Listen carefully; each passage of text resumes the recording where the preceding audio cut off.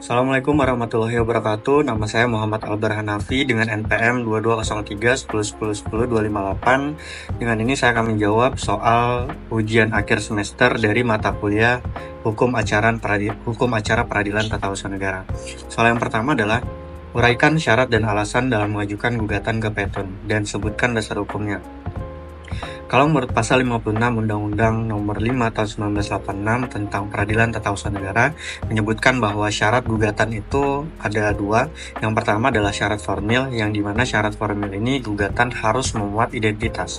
Identitas yang dimaksud berupa nama, kemudian kewarganegaraan, tempat tinggal, pekerjaan, maupun jabatan dan kedudukan tempat tergugat.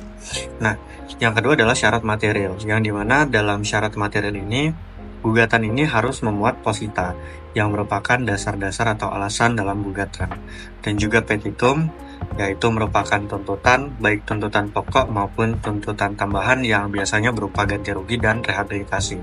Nah, alasan-alasan yang sebagaimana dimaksud dalam soal diatur dalam pasal 51 ayat 2 Undang-Undang Nomor 9 tahun 2004, perubahan atas Undang-Undang Nomor 5 Tahun 1986 tentang PTUN. Yang pertama adalah bertentangan dengan peraturan perundang-undangan yang sifatnya prosedur atau formal, ataupun yang sifatnya material. Yang kedua adalah dikeluarkan oleh pejabat yang tidak berwenang, baik itu karena di luar kewenangannya, di luar wilayah kewenangannya, atau bahkan kewenangannya sudah lampau waktu dan kewenangannya belum mulai berlaku. Nah, selanjutnya adalah keputusan Tata Usaha Negara ini itu bertentangan dengan asas-asas umum pemerintahan yang baik. Nah, soal yang kedua adalah tuntutan apa saja yang dapat diajukan dalam gugatan di PT UN.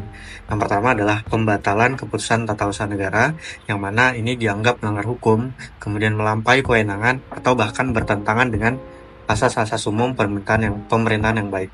Yang kedua adalah mengabulkan gugatan penggugat agar pejabat tun dapat melaksanakan putusan PT UN. Yang ketiga adalah ganti kerugian dan rehabilitasi.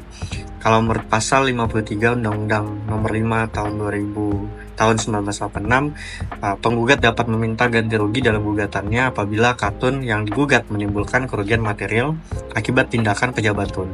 Nah, apabila kerugian ini berupa pencemaran nama baik atau status jabatan dan sebagainya, ini penggugat boleh menuntut rehabilitasi untuk kemudian mengembalikan keadaan sebagaimana mestinya.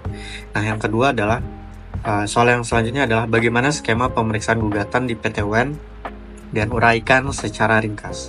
Nah, yang pertama adalah pemeriksaan dengan acara biasa, yang mana pemeriksaan ini diawali dengan pemeriksaan 3 orang hakim. Dalam acara biasa, tahapan penanganan sengketa ini melalui prosedur dismisa, pemeriksaan persiapan, dan pemeriksaan di sidang pengadilan. Yang kedua adalah pemeriksaan dengan acara cepat, yang dimana ini dilakukan apabila terdapat kepentingan penggugat yang cukup mendesak yang harus dapat disimpulkan dari alasan-alasan permohonannya.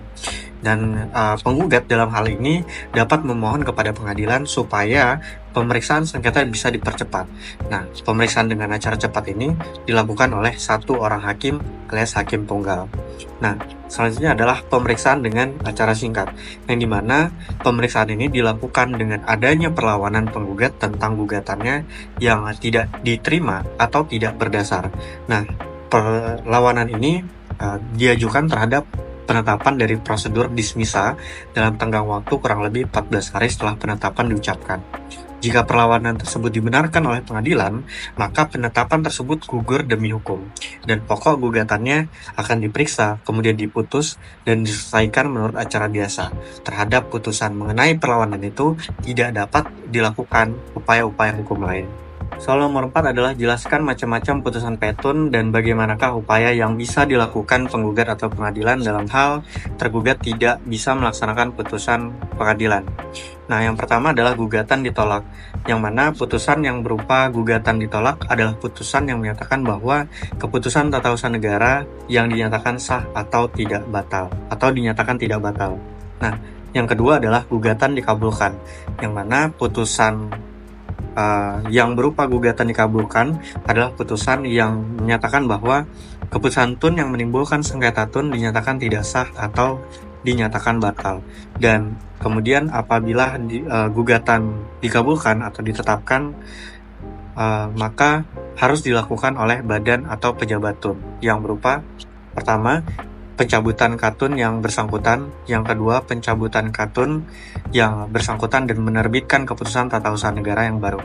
Yang ketiga, penerbitan katun dalam hal gugatan yang didasarkan pada pasal 3. Nah, selanjutnya adalah gugatan tidak diterima, yaitu putusan yang menyatakan bahwa syarat-syarat yang telah ditentukan tidak dipenuhi oleh gugatan yang diajukan oleh penggugat.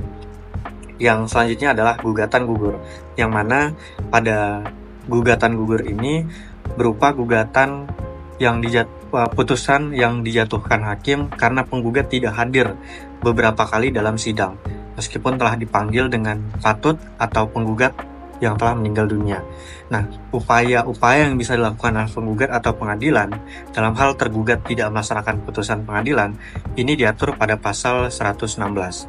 Nah, yang pertama adalah penggugat mengajukan permohonan kepada ketua pengadilan agar memerintahkan tergugat melaksanakan putusan pengadilan. Yang kedua adalah terhadap pejabat yang bersangkutan, ini dikenakan upaya paksa berupa pembayaran sejumlah uang dan atau sanksi administratif. Yang ketiga adalah apabila tidak melaksanakan putusan pengadilan, maka ini diumumkan di media massa cetak setempat oleh panitera. Yang keempat adalah ketua pengadilan dapat mengajukan hal ini ke presiden, dalam hal ini sebagai pemegang kekuasaan pemerintah tertinggi untuk memerintahkan pejabat tersebut melaksanakan putusan pengadilan dan DPR menjalankan fungsi pengawasan.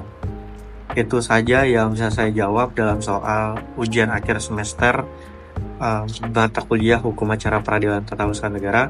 Wassalamualaikum warahmatullahi wabarakatuh.